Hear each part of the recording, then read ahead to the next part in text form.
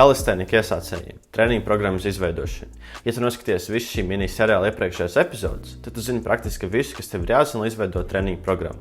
Šeit es tikai apkopošu visu informāciju un izveidošu treniņu programmu, lai tev būtu vieglāk saprast, kā to izdarīt. Tātad, pirmais solis ir vingrinājuma izvēle.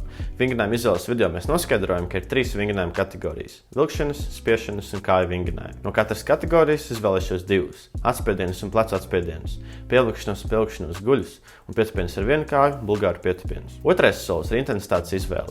Ja ir noteikti progresija un pareiza tehnika, tu vari izdarīt vismaz 5, bet ne vairāk par 30 atkārtojumiem, tad tā tev ir piemērota. Tikai nedomā, ka katrai progresijai ir jāpārbauda maksimālais atkārtojumu skaits. Ja noteikti progresija tev liekas ļoti grūta, tad pamēģini vieglāk progresiju. Un tāpat arī otrādi.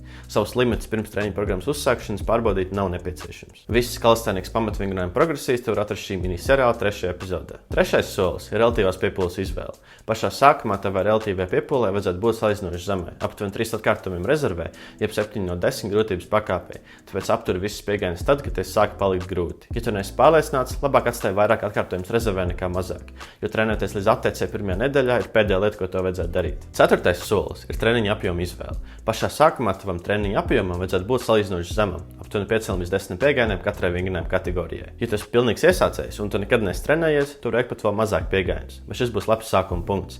Tāpēc katrai vingrinājuma kategorijai es izvēlēšos 6 piegājienus. Un 5. solis ir treniņa biežuma izvēle. Lai stimulētu maksimālu muskuļu augšanu, katra muskuļu grupa ir jātrenē 2 līdz 3 reizes nedēļā.